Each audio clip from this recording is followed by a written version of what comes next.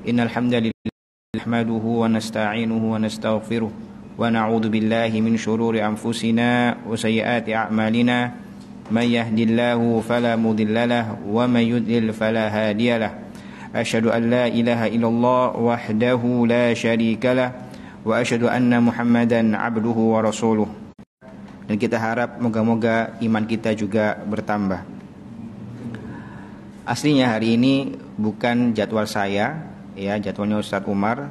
Namun beliau memberikan kesempatan saya untuk menamatkan buku Asyra Qawaid fil Istiqomah sampai selesai, nanti baru kembali ke beliau lagi.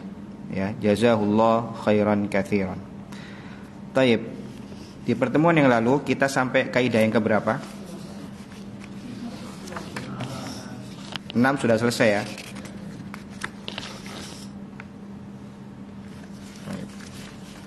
Kita masuk ke kaidah yang ke-7.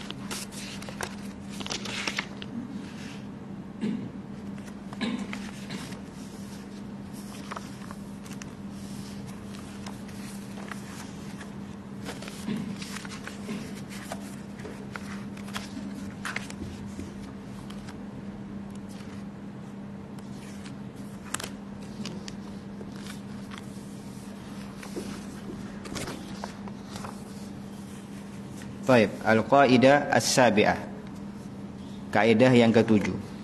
Alal abdi mahma istaqama alla yattakila ala amali. Kaidah yang ke-7 para jamaah dirahmati Allah, yaitu bahwasanya hamba itu walaupun dia istiqomah, bagaimanapun kualitas istiqomahnya, dia tidak boleh tawakal ya kepada amalannya tersebut. Artinya hamba itu walaupun dia sholat 5 waktu di masjid, sedekahnya kenceng, ya, perkataannya jujur, akhlaknya baik, dia tidak boleh sombong, tertipu oleh amalannya tersebut. Ini kaidah penting para jamaah. Karena syaitan tidak akan meninggalkan seorang hamba dari disesatkan. Mereka tahu, ya, para syaitan dan tentaranya itu tahu kalau menghadapi orang yang fasik, orang yang bejat seperti apa, menghadapi orang yang memiliki agama seperti apa. Nah, salah satu cara menyesatkan orang yang punya agama, yang kelihatan alim, kelihatan religius, yaitu membuat mereka terlena dan berbangga dengan amalannya. Seakan-akan dia saat beribadah itu Allah ngutang sama dia. Ya Allah, saya sholat 5 waktu, saya sedekah banyak. Seakan-akan Allah yang butuh dia. Seakan-akan dia sudah membuat Allah berhutang budi atas baiknya ibadahnya. Nah, ini diperingatkan dengan kaidah yang ke-7 ini. Walaupun seorang hamba sangat istiqomah, ya, sholatnya masya Allah, sedekahnya masya Allah, akhlaknya masya Allah, dicintai tetangganya karena akhlaknya yang baik, sekali-kali dia jangan sampai tertipu dengan keistiqomahannya itu. Ya, artinya dia merasa sombong, merasa berbangga diri. Ini tidak boleh. Makanya diperingatkan dengan kaidah yang ke-7 ini. Hamba walaupun istiqomah tidak boleh bertawakal, ya, atau njagakno dengan amalannya tersebut atau keistiqomahannya tersebut. Beliau menjelaskan al-wajib 'alal 'abdi alla yattakila 'ala 'amali mahma saluha wastaqama wa la yaqtarra bi ibadatihi wa la bi kasrati dzikrillah wa la bi kasrati dzikrihi lillah wa la bi ghairi dzalika min at-ta'at. Ya. Beliau Syekh Abdul Razak menjelaskan wajib atas seorang hamba itu agar tidak bertawakal, ya, atau berpegangan atas amalannya, yang jaga amalannya itu tidak boleh. Walaupun dia orang yang soleh, walaupun dia orang yang istiqomah. Kembali lagi, ya, saya sebutkan, maka aneh ada orang zaman sekarang, ya, membanggakan kesolehannya, membawa-bawakan saya orang soleh, ikuti saya, ya, itu tidak sesuai dengan kaidah yang ke-7 ini. Wala yaqtarra bi ibadatihi, dan jangan sampai hamba itu terlena, terbujuk, ujub dengan ibadahnya. Wala bi kasrati dzikrihi lillah, dan jangan juga dia terlena, terbujuk atau ujub dengan banyaknya dia mengingat Allah. Ya, ataupun apapun bentuk ketaatan, jangan sampai hamba itu menjadi sombong dengannya. Wa fi hadzal makna yaqulu Ibnu Qayyim rahimahullah wal matlubu minal abdi al istiqamatu wa hiya sadat. Fa illam yaqdir 'alaiha fal muqarabah. Fa in nazala anha fatafrid wal idha'ah kama fi sahihain min hadis Aisyah radhiyallahu anha anin Nabi sallallahu alaihi wasallam saddidu wa qaribu wa abshiru fa innahu lan yudkhilal jannata ahadan amaluhu. Qalu wala anta ya Rasulullah? Qala wala ana illa an yataghammadani Allah minhu bimaghfiratin wa rahmah. Jadi sini Ibnu Qayyim, ya, perkataan Ibnu Qayyim dibawakan oleh beliau di sini. Ibnu Qayyim berkata, hamba itu diminta untuk istiqomah. Yang kemarin kita jelaskan, imma sadat atau muqarabah, presisi pas 100%, atau kalau dia tidak mampu mendekati semampu dia ke angka 100% tadi yang kita sebut sebagai sadat. Kalau turun dari muqarabah, yaitu mendekati tadi, maka hamba itu terhitung apa? Tafrid atau idha'ah. Ya, tidak menjalankan dengan baik. Ya, tafrid atau idha'ah. Ya, menghilangkan ketaatannya, menghilangkan kesempatan dia untuk berbuat taat kepada Allah. Jadi derajatnya ada 3. Sadat itu yang paling bagus, yaitu 100% dia melakukan amalan sesuai yang diminta oleh syariat. Kalau nggak mampu maka mendekati semampu dia. Tetapi kalau dia tidak melakukan muqarabah, maka disebut tafrid atau idha'ah. Ya, dia tidak menjalankan dengan baik. Seperti itu. Lalu Ibnu Qayyim membawakan hadis Aisyah dari Nabi SAW, saddidu wa qaribu.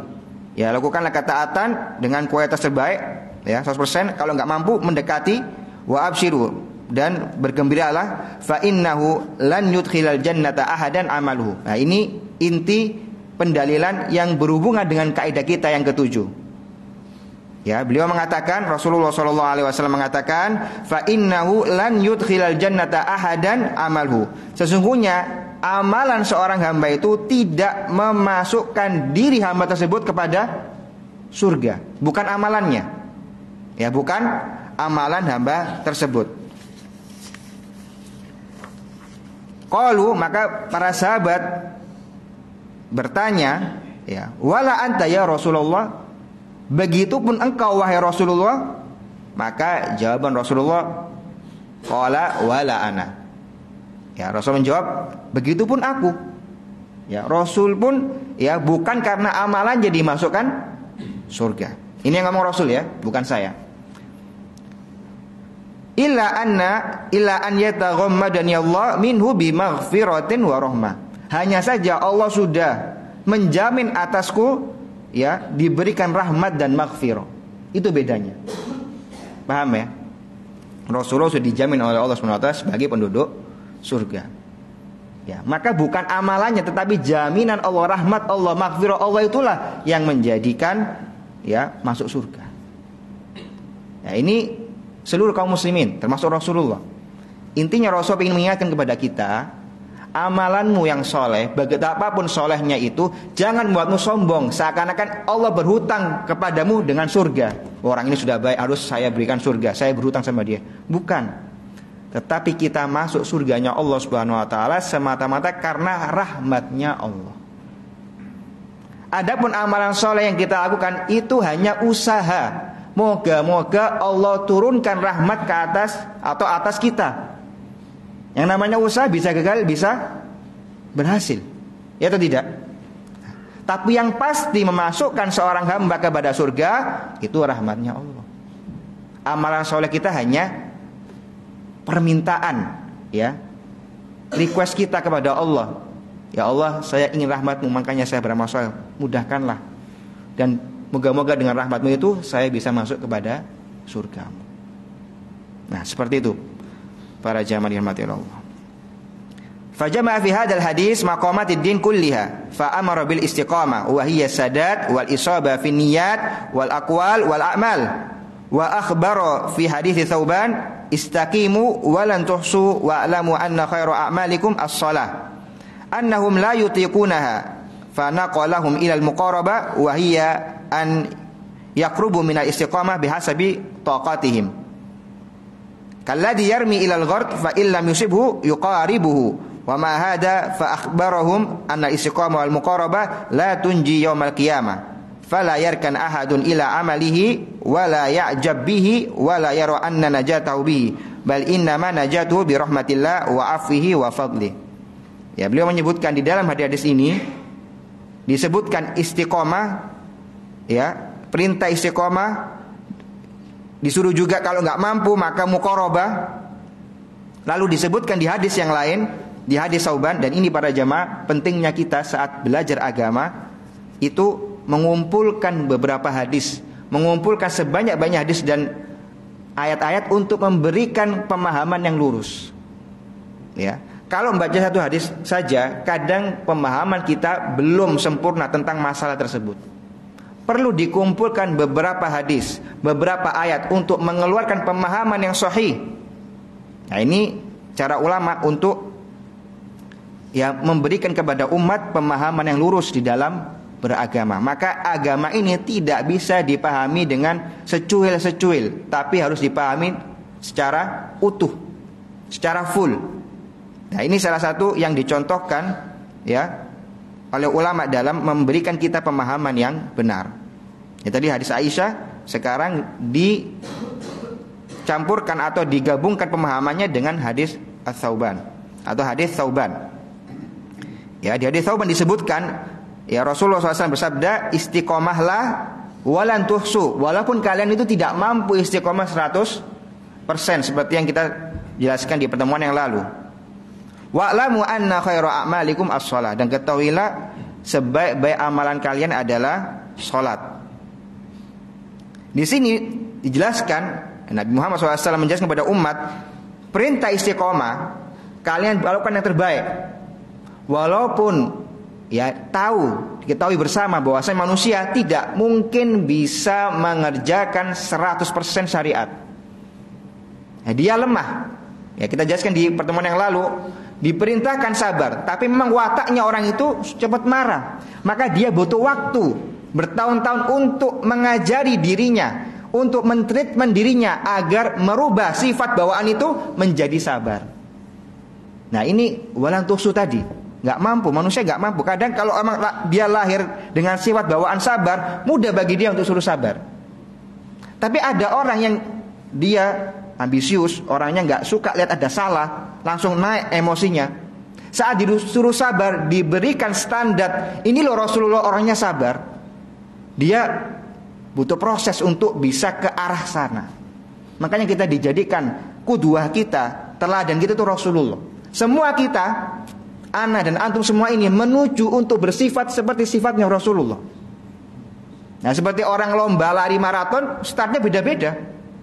Ya, ada yang larinya kencang, ada yang lambat, tapi kita tahu ada garis finishnya. Di mana garis finishnya? Yaitu sifatnya Rasulullah. Yang sudah selesai menyelesaikan satu sifat, selesaikan sifat yang lain. Terus semuanya didorong untuk menuju qudwah kita, Rasulullah SAW. Makanya di Islam itu desentralisasi. Qudwah kita yang utama, yang tidak mungkin salah itu Rasulullah. Semua kita menuju untuk menjiplak gimana sifat kita nyuntuh Rasulullah. Gak cuma sifatnya, semua syariat, ya, sholatnya, puasanya, hajinya, ya. Maka kalau kita ini para jamaah digiring, ya, secara paksa kepada seorang selain Rasulullah, maka kita boleh untuk menolaknya. Kita cuma fanatik buta kepada Rasulullah saja, yang lainnya tidak boleh. Karena itulah yang menjadi sumber pecahnya umat ini. Ya, didorong ke Ustadz Fulan, didorong ke Ustadz Fulan. Nanti Ustadz Fulan sama A sama B bertengkar, ikut bertengkar jamaahnya. Itu sumber pecah. Tapi kalau lihatnya Rasulullah, ya, semua kaum muslim lihatnya Rasulullah saja, apapun yang dibawa Rasulullah, siapapun itu dia, nyantai. Karena ada pemersatunya, siapa?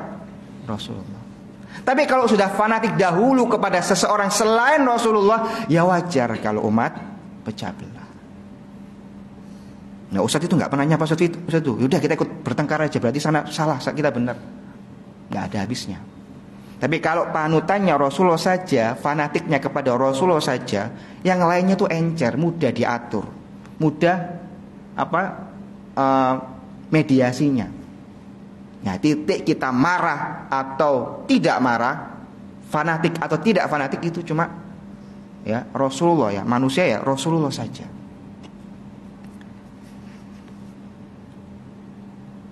Taib. Lalu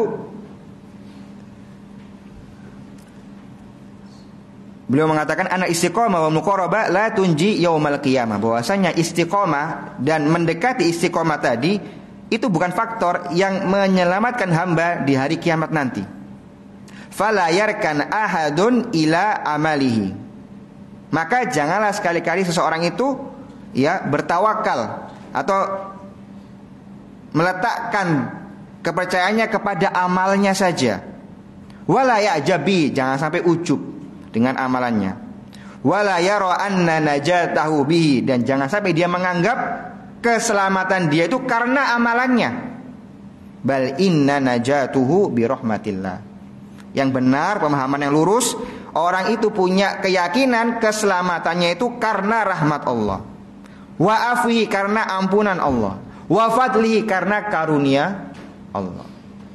Nah, ini pada aja pemahaman seperti ini menjadikan kaum muslimin itu tidak sombong, menjadikan kaum muslimin itu terus memperbaiki diri. Ya, ini pemahaman yang lurus yang diajarkan oleh Rasulullah SAW. Maka kalau kita lihat di luar sana ada orang pongah, sombong karena amalannya, karena wiridannya, ya maka simple, tidak sesuai dengan contohnya Rasulullah. Karena esensi dari beramal soleh bukan menjadikan diri kita sombong. Justru kita beramal soleh untuk menghambakan diri kepada Allah. Dan dari bentuk menghambakan diri kepada Allah, kita singkirkan sifat sombong itu. Loh, kalau beribadah akhirnya sombong, ada yang salah dalam proses ibadahnya. Ya, ngeceknya kan seperti itu. Ya, kalau bingung dengan jelimetnya proses, lihat outputnya. Kalau outputnya tidak sesuai ekspektasi, dilihat berarti ada yang salah. Ya, ngebor sumur nggak keluar air, orang paham berarti salah, sumurnya kurang dalam lagi, kan gitu. Ya, outputnya dilihat. Kalau saya habis belajar agama, habis beribadah, lo kok jadi sombong, meremehkan manusia, menghina muslim yang lain, wah ada yang salah ini. Ya, dia perlu mengoreksi dirinya kembali. Ya. Taib. Itu kaidah yang ketujuh. Kita selesai dari kaidah yang ketujuh. Apa tadi kaidah yang ketujuh?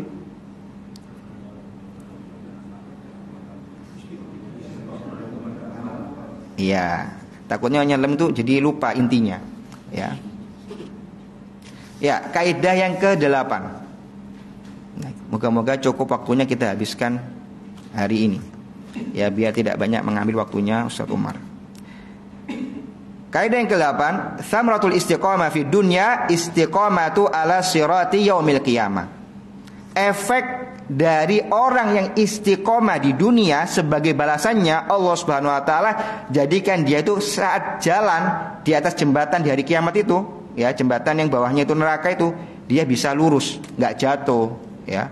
Itu efek dari istiqamah. Saya ulangi. Keistiqomahan seorang hamba di dunia ini, efeknya di akhirat dia nanti lempeng jalannya di atas jembatan. Ya. Maka yang pingin besok di hari kiamat, di hari akhir, jalannya lempeng, enak, mulus saat melewati jembatan Sirat, mari istiqomah di dunia. Itu inti kaidah yang ke-8. Ya, saya kasih inti biar nanti yang ngantuk-ngantuk dapat intinya minimal ya. Saya itu ngantuk ya, oh sudah tahu, paham kaidah 8. Sisanya adalah penjelasan dari saya Abdul Razak. Taib. Man hudiya fid dunya ila siratil lail mustaqim, hudiya fid daril akhirah ila siratil mustaqim al mansub ala matni jahannam. Barang siapa yang mendapatkan hidayah di dunia untuk bisa istiqomah, maka besok di hari akhirat, ya di hari akhir dia bisa istiqomah, lurus lempeng jalannya di atas jembatan yang diletakkan di atas jahanam tadi. Ya, besok itu ada jembatan yang diletakkan ya sebagai ujian atau sebagai prosesi saat orang melewati hari akhir itu melewati jembatan tersebut. Nah, orang yang istiqomah di dunia maka akan mudah nanti melewati jembatan tersebut. Fa yaumal qiyamah yunsabu siratun alamat di jahannam ahaddu min saif wa adakku min sya'rah. Ya. Jembatan itu disifati di sini lebih tajam dari pedang dan lebih kecil, ya, lebih lembut. Gimana bahasanya? Lebih lembut dari rambut, ya. Wa yu'marun nas bil mururi alaihi, dan manusia nanti di hari akhir akan diperintah untuk melewati jembatan tersebut. Wa yatafawatuna fi mururihim alaihi tafawutahum fil a'mal wal istiqamah ala siratil mustaqim fi hadhil hayatid dunya. Maka kecepatan orang saat melewati jembatan itu berbeda-beda, ya, bertingkat-tingkat, tergantung dengan amalannya dia di dunia, tergantung kepada keistiqomahan dia pas di dunia, ya. Berkata Ibnu Qayyim, faman hudiya fi hadhid dar ila siratil mustaqim alladhi arsala bihi rusulah wa anzala bihi kutubahu hudiya hunaka ila siratil mustaqim al-musil ila jannati wa dari thawabihi. Ya, barang siapa, ya, Ibnu Qayyim menjelaskan tentang masalah ini. Beliau mengatakan barang siapa mendapatkan hidayah di dunia ini, ya, untuk istiqomah, dunia yang di situ diutus Rasul, diturunkan kitab-kitabnya. Barang siapa yang bisa istiqomah di dunia ini, besok dia juga istiqomah, artinya lempeng, mudah jalannya saat melewati jembatan yang bakal menghantarkannya ke surga. Ya.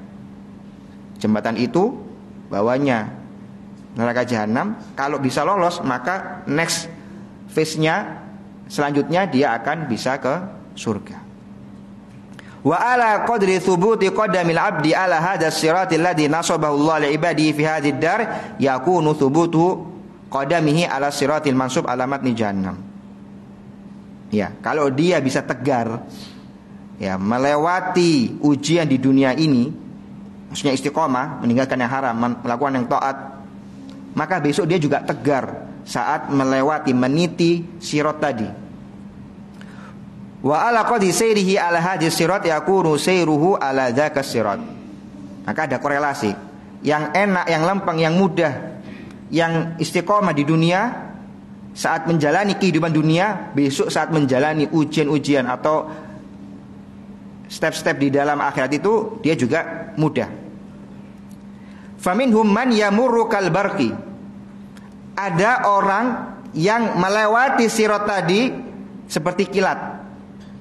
Ya, kelihatan ya, kalau modelnya kilat gini berarti dia di dunia Masya Allah, ya, amal solehnya banyak, Allah mudahkan dan Allah rahmati. Wa minhum may yamuru katarf.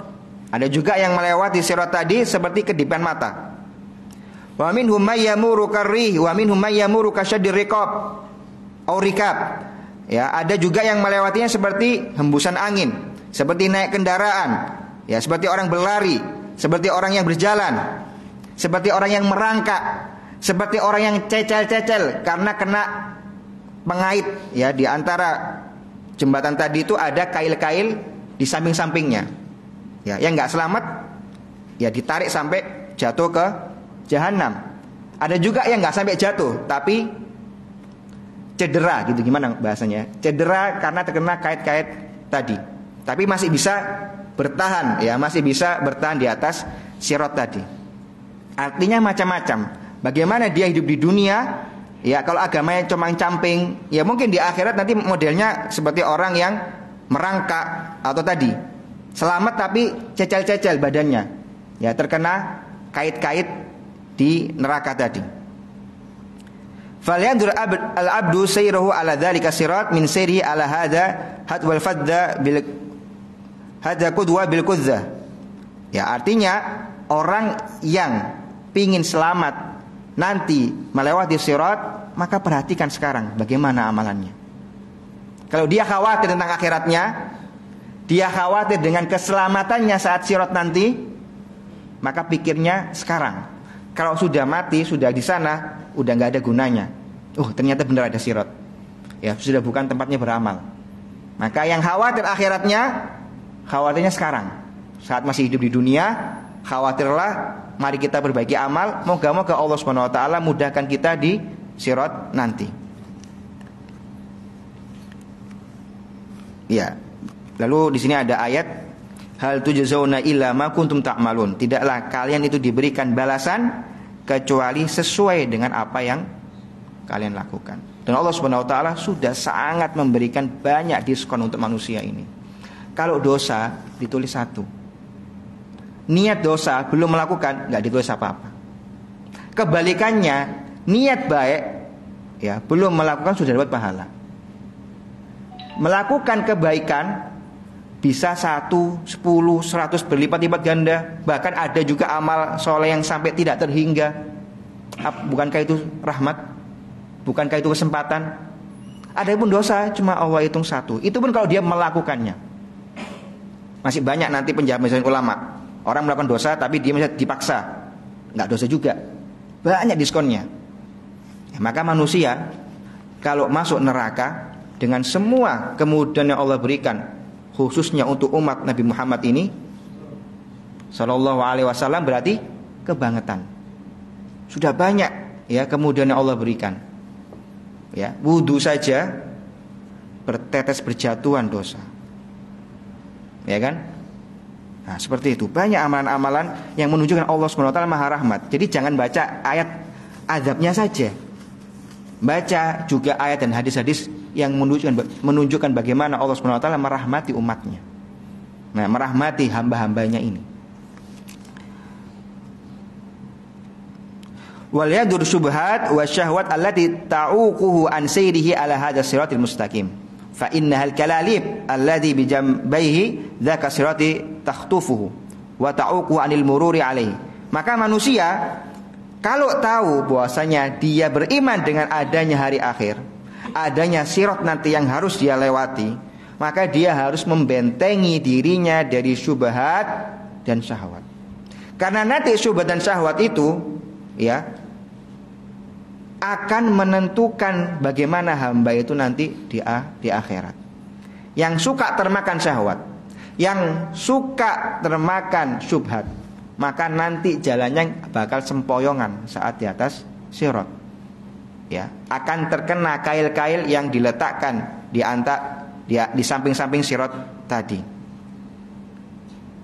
Ya, karena Allah Subhanahu wa taala tidaklah akan berbuat zalim kepada hambanya. Kalau hamba ini adalah hamba yang baik, maka Allah akan jadikan baik juga akhiratnya. Tapi kalau hamba ini sukanya makan syahwat, sukanya menikmati syubhat dan syahwat, maka disitulah dia juga akan mendapati dirinya tidak bisa tegar di atas sirat tadi. Man kana fi hadhihi dunya takhtufu syubhat wa syahwat an siratil mustaqim fasatakhtufuhu al-kalalib allati ala jambatay sirati yaumal qiyamah mithla ma khatafathu syubhat wa syahwat. Ya. Maka para jamaah dirahmati Allah, kalau kita benar-benar peduli dengan hari akhir kita, dan itu pasti terjadi, dan seperti kita percaya kita bakal mati, maka percayalah besok juga ada hari akhir. Tidak bisa terelakkan. Kita ini hanya hamba, kita ini hanya makhluk. Proses kita di dunia atau di akhirat itu ngikut ketentuan Allah SWT. Ya, apa kita bisa hidup di alam selain alam ciptaan Allah? Nggak mungkin. Maka siklusnya jelas, jalannya jelas. Kalau sudah mati, pindah kemana? Alam barzah, ya, termasuk hari-hari akhirat. Maka kita bakal nanti nemu, oh ternyata benar ada sirat, ada timbangan. Oh ternyata benar ada neraka, ada surga. Tapi jangan sampai pemahaman kita itu nanti kalau sudah di sono nggak ada gunanya.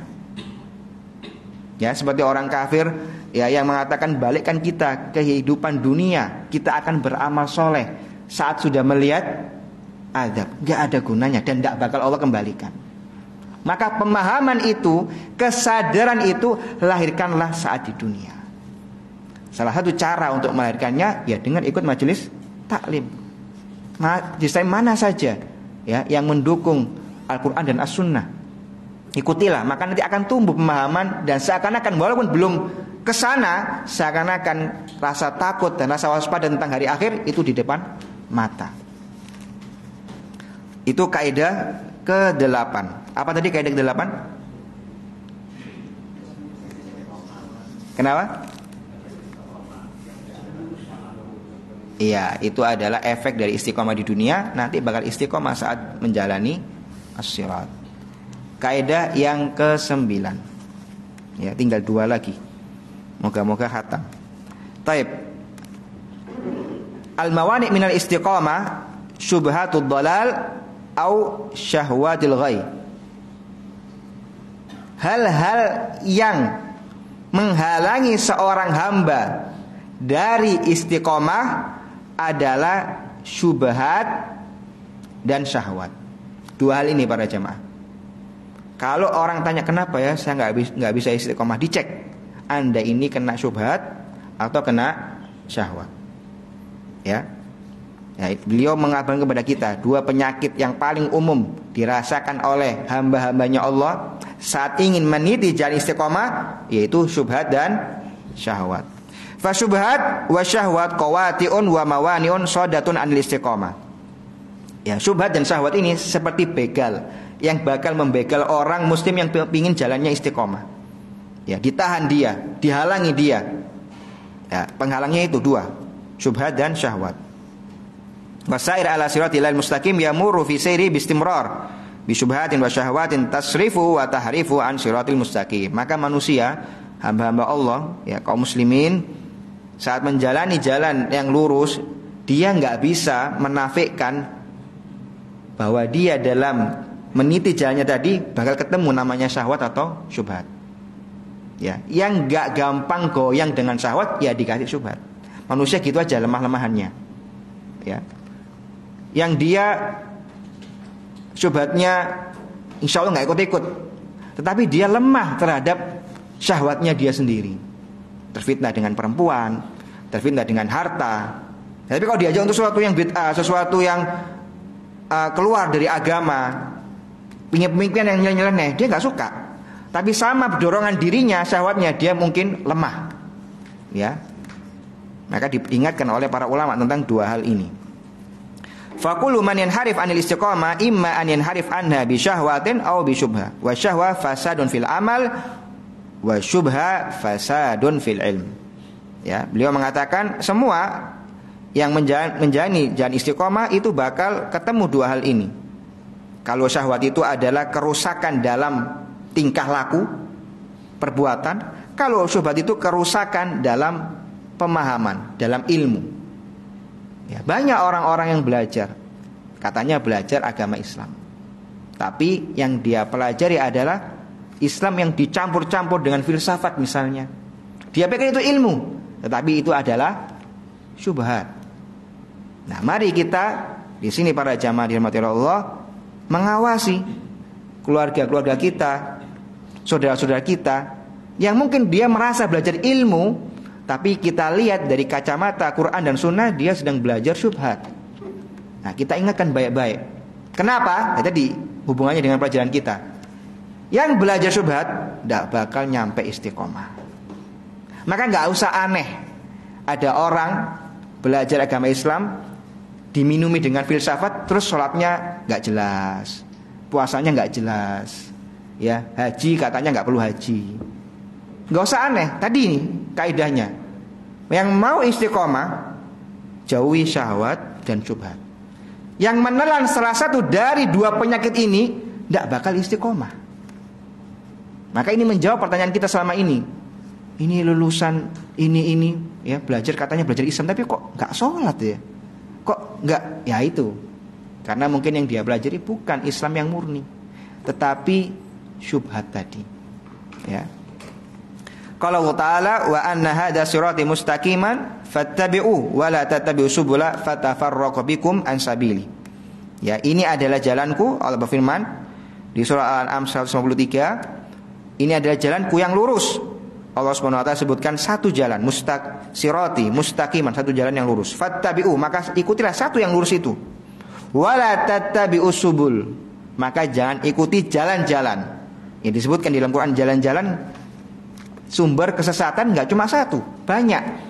Maka kita para jamaah setiap hari itu harus mengintrospeksi diri, mengoreksi diri. Mungkin kita selamat kemarin dari satu jalan kesesatan. Mungkin hari ini jalan 2, 3, 4 jalan kesesatan datang di hadapan kita. Maka kaum muslimin itu harus selalu waspada. Karena setan tidak pernah nganggur. Ya, mereka sudah tahu pasti masuk ke neraka, maka eman rek mlebu neraka mosok enggak ganggu manusia. Kan gitu. Ya, mereka terus berusaha untuk menyesatkan manusia. Kalau nggak kena hari ini, setan berharap mungkin besok anak manusia ini, anak Adam ini bakal sesat. Maka kita harus hati-hati. Dan Allah Subhanahu wa taala sudah mengingatkan, wala tattabi'us subul, jangan ikuti jalan-jalan itu. Fatafarraqu bikum an sabili. Maka bila kalian mengikuti jalan-jalan yang sesat itu, maka kalian akan menjauh, ya melenceng dari jalan yang benar. Maka di akhir zaman ada orang yang mengajak manusia ya untuk mencampur baurkan agama, ya mencampur baurkan jalan-jalan. Sesuai enggak dengan ayat ini? Enggak. Ayat ini mengatakan satu jalan yang benar, sisanya jalan-jalan itu adalah jalan yang sesat. Kalau kalian mencoba untuk nge-mix, gabungkan, ya udahlah Islam tapi ya jalan-jalan lain dinikmati juga lah. Fatafarraqu bikum an sabili. Nggak bakal bisa, akan melenceng, akan jauh dari kebenaran. Allah sudah ingatkan.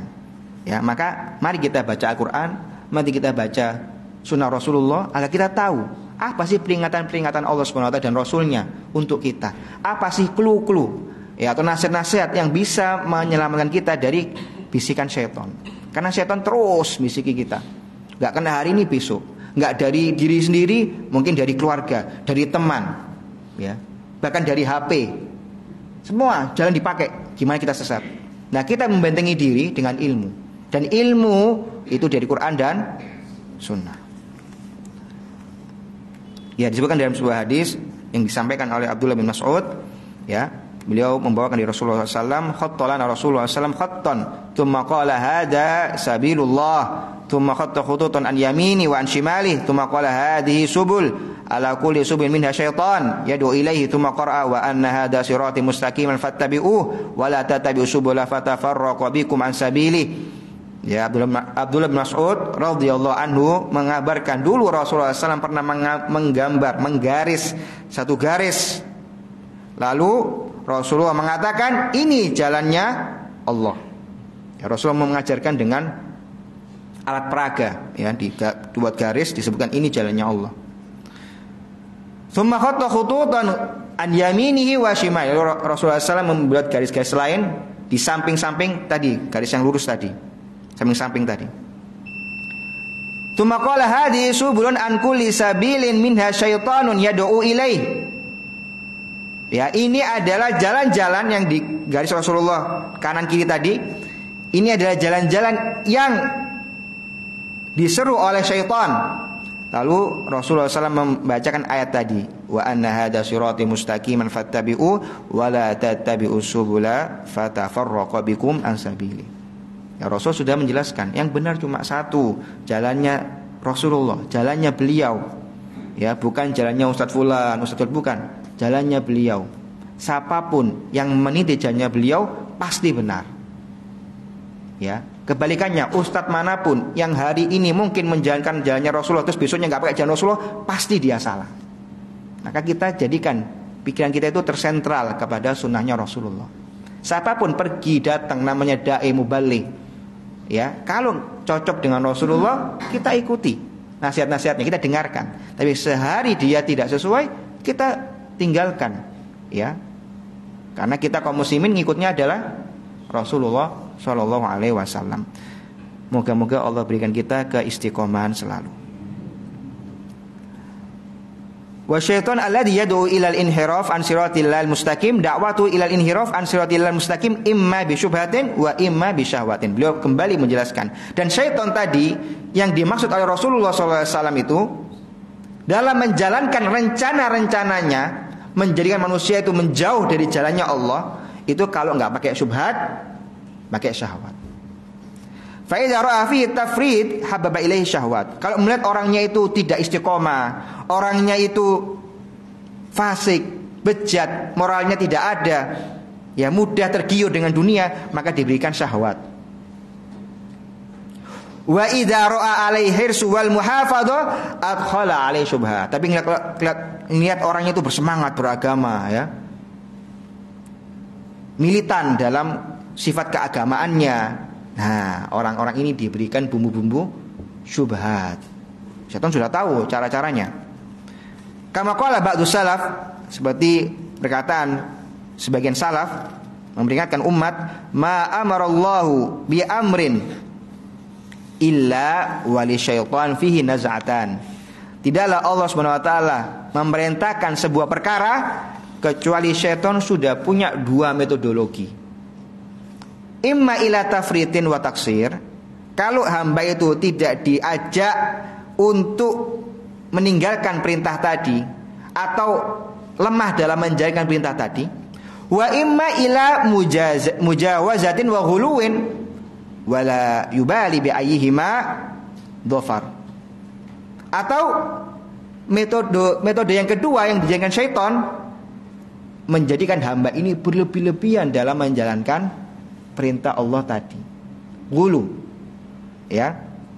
Dan syaitan tidak peduli cara apa saja, yang penting hamba ini sesat, ya. Misalnya disuruh sholat, wah dia semangat sholat 5 waktu, dibisiki syaitan, mosok cuma 5 waktu, 6 lah, 7, pek mantep sholatnya, pek hebat ibadahnya.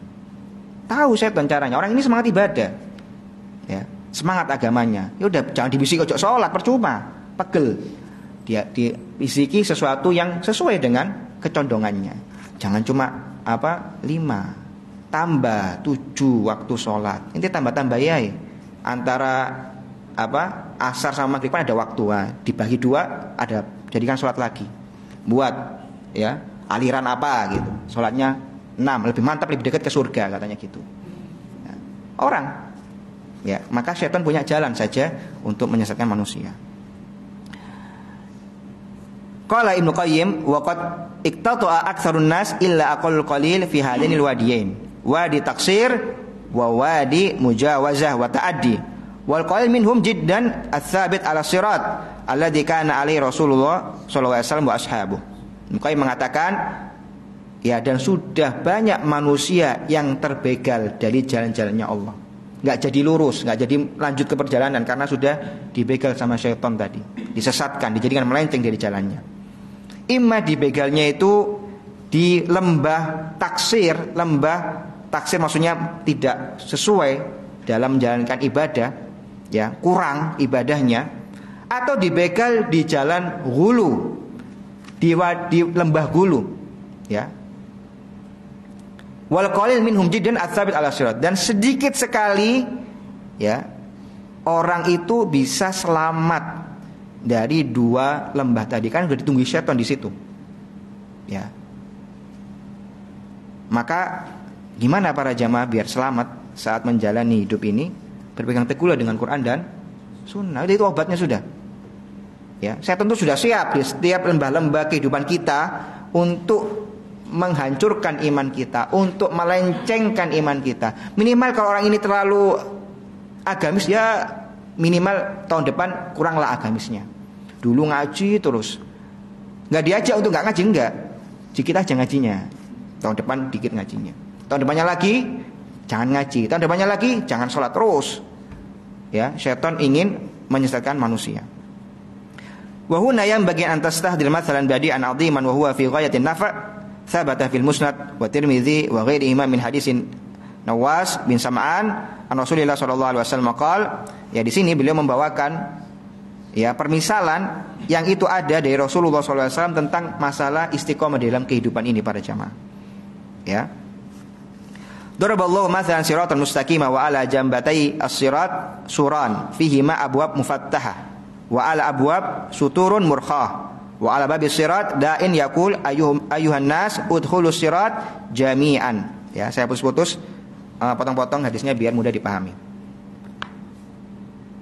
Allah Subhanahu wa taala memisalkan bahwasanya ada jalan yang lurus. Lalu di samping-samping jalan yang lurus itu ada dinding. Ya, ada dinding. Dinding tersebut, dia di antara dinding tersebut ada pintu-pintu. Nah, celakanya pintu itu nggak ada palang pintunya, Pak. Apa? Daun pintu ya. Cuma dikasih selembaran kain. Ya. Wa ala babis sirat da'in yaqulu ayuhan nas udkhulus sirat jami'an. Dan di awal ya pintu tadi ya, pintu Shiratul Mustaqim itu ada orang yang menyeru, masuklah ke dalam jalan Allah yang lurus ini, sirat, wala tata'arraju, dan jangan meleng-meleng, jangan ke samping kanan ke samping kiri, lurus saja, terus jalan lurus. Ya, kalau orang dimatikan lampunya, ada jalan dibisiki, Pak, jangan lurus saja, jangan miring-miring, Pak. Ya, dia jalan lurus saja. Kalau miring-miring mungkin ada jurang atau apa. Ya. Wada'in yad'u min fawqis sirat, dan ada juga dai lagi, penyeru ya di atas jalan tadi. Fa idza arada yaftah syai'an min tilkal abwab qala waihaka la taftah fa innaka in taftah talijhu. Ya, ada lagi seorang penyeru. Tadi kan ada penyeru di awal jalan ya. Ada lagi penyeru lain di jalan tersebut yang mengingatkan manusia. Kalau ada manusia yang coba-coba masuk mengangkat kain tadi, diingatkan waihaka la taftah. Celaka engkau, jangan kau buka. Ya, para ulama menjelaskan bagaimana permisalan ini begitu indah. Ya, maksudnya dalam penyampaian maknanya. Rasulullah tidak mengatakan pintu yang pakai palang pintu, pakai daun pintu, tapi cuma kain. Nah, orang, Pak, kalau pintunya itu kain, fuduli lebih gede, Pak. Iya enggak? Kalau pintu rapat, ya kunci bergole gede, ya ngapain pegang-pegang? Gak mungkin bisa dibuka, yang gitu. Tapi kalau cuma kain, oh penjerune ya. Apa dalamnya? Ngintip lah minimal. Ya. Nah, ini diingatkan, waihaka la taftah. Penyeru tadi mengatakan jangan buka-buka. Kalau kamu buka kainnya mungkin masuk, ya kemungkinan besar masuk. Lalu disebutkan di sini Rasulullah mengatakan wasirat al-Islam. Jalan tadi itulah agama Islam yang dibawa oleh Rasulullah sallallahu alaihi wasallam.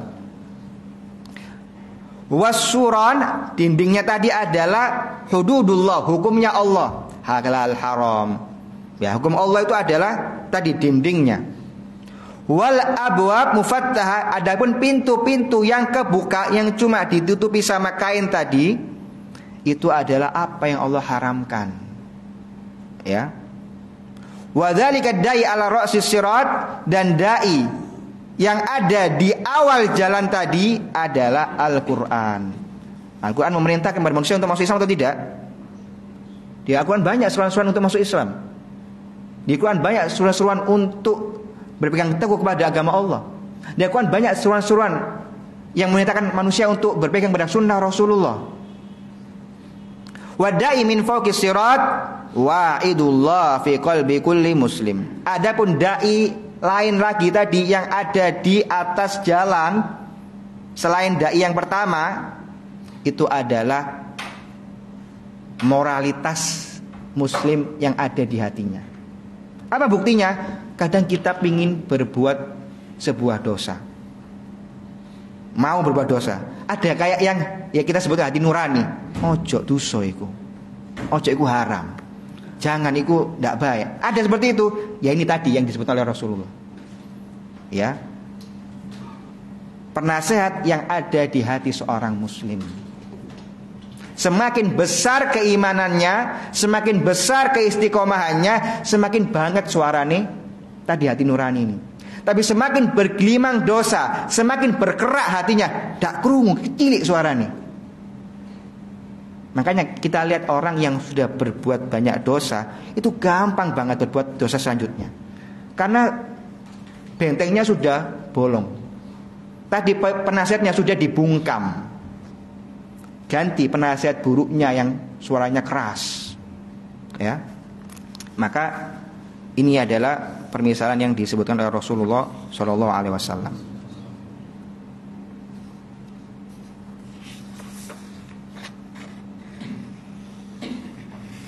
Ya. Wasyahid min hadzal hadis anna ala jambatai tariq istiqamah abab tukhrijul insan min tariqil istiqamah. Hubungannya dengan penjelasan kita, penjelasan inti kita tentang istiqamah, bahwasanya orang kalau istiqamah itu harus hati-hati, ada pintu-pintu yang selalu terbuka, siap yang menerima kita untuk sesat, yaitu pintu-pintu syubhat dan syahwat. Makanya jangan coba-coba buka pintu-pintu tersebut. Diingatkan di hadis tadi, waihakalah taftah, celaka engkau, jangan kau buka. Maka syahwat ataupun syubhat itu bukan untuk dicoba-coba, Pak. Ya, coba-coba yang lain lah, coba-coba makanan icip-icip tidak apa-apa. Tapi kalau icip-icip dosa, syahwat ataupun syubhat, manusia itu lemah, masuk ke sana. Ya, oh saya kuat insya Allah, masalah harim kuatan, nggak masalah. Ya, masuk ke pantai isinya harim tok. Ya, mudah berrijat, nggak pakai ya pakaian yang seharusnya. Kuat saya, dino iki kuat besok belum tentu. Nah, itu makanya para jamaah sudah diingatkan oleh Rasulullah, diingatkan terus, diulang kalimat-kalimat ini menasihati umat. Jangan coba-coba. Bukan berarti orang Islam itu eksklusif, nggak mau bergaul, nggak mau. Tapi memang manusia itu lemah. Kalau sudah kena syahwat, sudah ketemu syahwat yang cocok sama dia, dah terus terjun payung dia terus ke sana. Begitu juga syubhat. Ya mungkin 1-2 syubhat mental, nggak cocok sama cara pikirnya dia. Tapi pas kena syubhat yang cocok, masuk. Kena syubhat tentang syariat pengharaman zina, dia saya yakin zina itu tetap haram. Tapi pas kena syubhat masalah riba, ada fulan ustadz lu bilang riba itu enggak apa-apa. Wah, masuk. Pas kerjaku ndek, Bang. Itu manusia seperti itu, tergantung kecocokannya saja. Nggak kena syubhat hari ini bukan berarti tahan selamanya, enggak. Belum ketemu yang cocok. Kalau yang pas sama tendensinya dia, masuk dia ke syubhat itu, terjun payung terus menikmati syubhat tersebut. Sama, sahabat atau syubhat jangan coba-coba. Sudah diingatkan oleh Rasulullah Shallallahu Alaihi Wasallam. Ya, sudah habis waktunya. Ya, ternyata walaupun sudah ngebut, belum sampai selesai. Ya, moga-moga yang sedikit ini bermanfaat. Saya mohon maaf bila ada salah-salah kata. Subhanakallah bihamdik, asyhadu an la ilaha illa anta astaghfiruka wa atubu ilaik. Assalamualaikum warahmatullahi wabarakatuh.